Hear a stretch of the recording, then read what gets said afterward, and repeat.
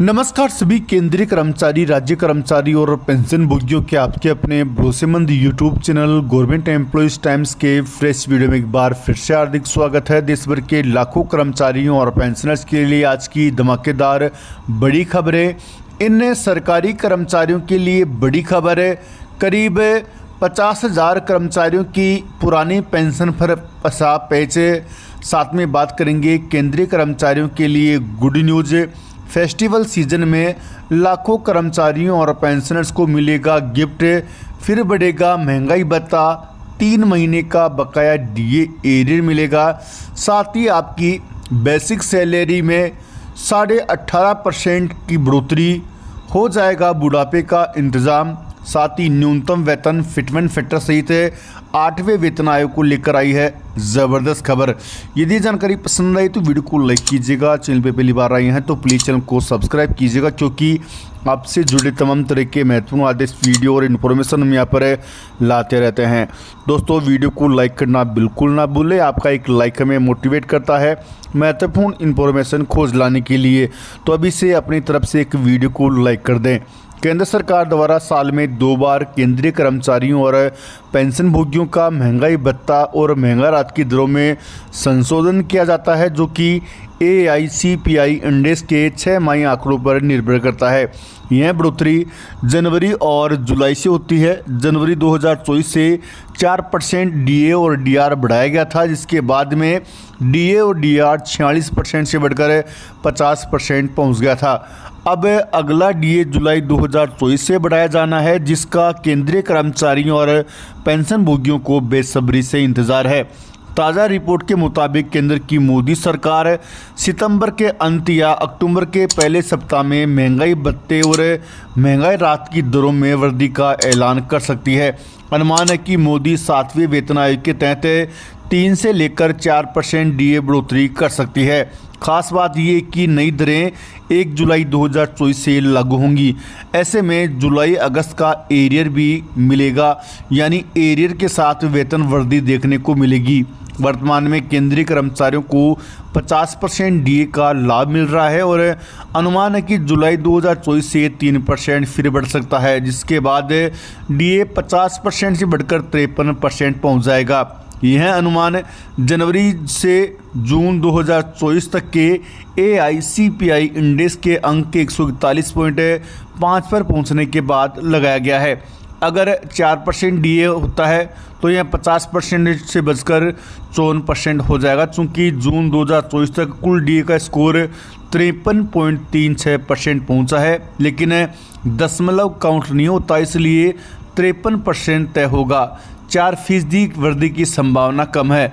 संभावना कि इसका प्रस्ताव 25 सितंबर या फिर अक्टूबर के पहले सप्ताह में मोदी कैबिनेट की बैठक में रखा जा सकता है। यहां से मंजूरी मिलने के बाद वित्त विभाग द्वारा आदेश जारी किया जाएगा।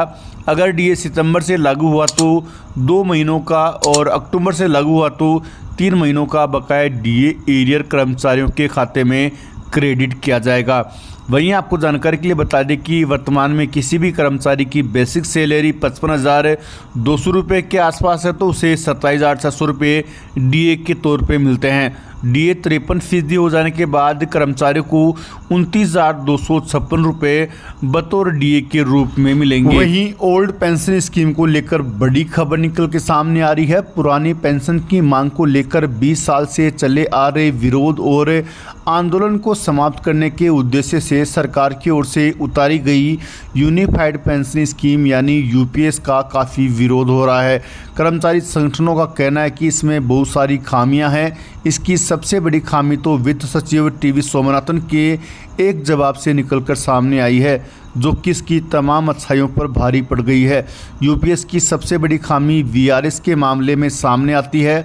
अगर कोई कर्मचारी 60 साल की उम्र से पहले स्वैच्छिक सेवानिवृत्ति का विकल्प चुनता है तो उसे पेंशन कब मिलेगी। ये सवाल जब वित्त सचिव TV सोमनाथन से पूछा गया तो उनका जवाब था कि आप रिटायर जब चाहे हों। UPS के तहत पेंशन सेवानिवृत्ति की आयु पूरी होने के बाद ही मिलेगी। रिटायरमेंट के बाद मिलने वाली इस पेंशन स्कीम में इस खामी के चलते बड़ी मुश्किलें सामने आएगी। दरअसल देश में तमाम विभागों में रिटायरमेंट की अवधि अलग अलग है। विश्वविद्यालयों में रिटायरमेंट की आयु 65 साल है, कुछ विभागों में 60 वर्ष तो कुछ में 58 वर्ष है। ऐसे में अगर व्यक्ति 58 वर्ष में रिटायर हो जाए तो पेंशन के लिए उसे 2 साल का इंतज़ार करना होगा। वहीं अगर कोई कर्मचारी 50 साल की उम्र में वीआरएस लेते हैं तो आपको यूपीएस के तहत पेंशन पाने के लिए 10 साल तक का लंबा इंतज़ार करना पड़ेगा। इस मामले में कर्मचारी संगठन का कहना है कि 25 साल की नौकरी लेने वाले युवक पर अगर 50 की आयु में नौकरी के 25 साल पूरे करते हैं तो वीआरएस लेना चाहे तो उसके पास यूपीएस के तहत पेंशन लेने का कोई विकल्प 10 सालों तक नहीं होगा। इस बात की क्या गारंटी है कि अगले 10 साल तक वह व्यक्ति जिंदा रहेगा या नहीं। ऐसे में सरकार को इस स्कीम की सबसे बड़ी खामी को दूर करने की ज़रूरत है और इसमें वीआरएस लेने वालों के लिए भी पेंशन लेने की व्यवस्था बनानी चाहिए। इस स्कीम के तहत 10 साल की नौकरी करने पर 10,000 रुपये न्यूनतम पेंशन तय की गई है, जबकि 25 साल की नौकरी पर पेंशन का कैलकुलेशन दूसरे फार्मूले से होगा।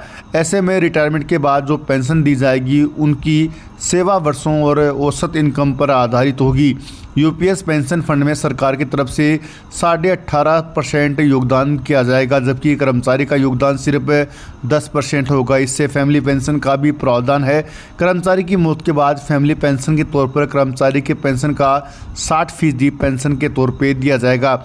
वहीं आपको जानकारी के लिए बता दें कि यूपीएस के तहत रिटायरमेंट पर एक मुश्त राशि का प्रावधान किया गया है, जिसका कैलकुलेशन कर्मचारी के हर 6 महीने की सेवा पर मूल वेतन और महंगाई भत्ते के 10वें हिस्से के तौर पर किया जाएगा। साथ ही यूनिफाइड पेंशन स्कीम के जरिए सरकारी कर्मचारियों को इन्फ्लेशन इंडेक्सन का भी फायदा मिलेगा। इसमें पेंशन कैलकुलेशन महंगाई राहत यानी डीआरबी जोड़ा जाएगा।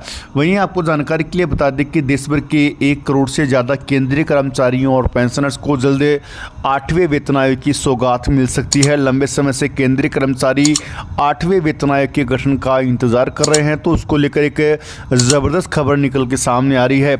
मोदी सरकार 8वें वेतन आयोग के गठन के बाद सरकार पर कितना भार पड़ेगा इसका कैलकुलेशन कर रही है और जल्द होमवर्क पूरा करने के बाद में दिवाली से पहले 8वें पे कमीशन के गठन की घोषणा कर सकती है।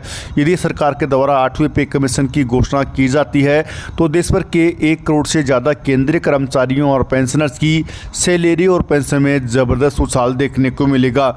जहां न्यूनतम वेतन 18,000 रुपये से बढ़कर 26,000 रुपये हो सकता है, वहीं फिटमेंट फैक्टर 2.57 से बढ़कर 3.68 हो सकता है।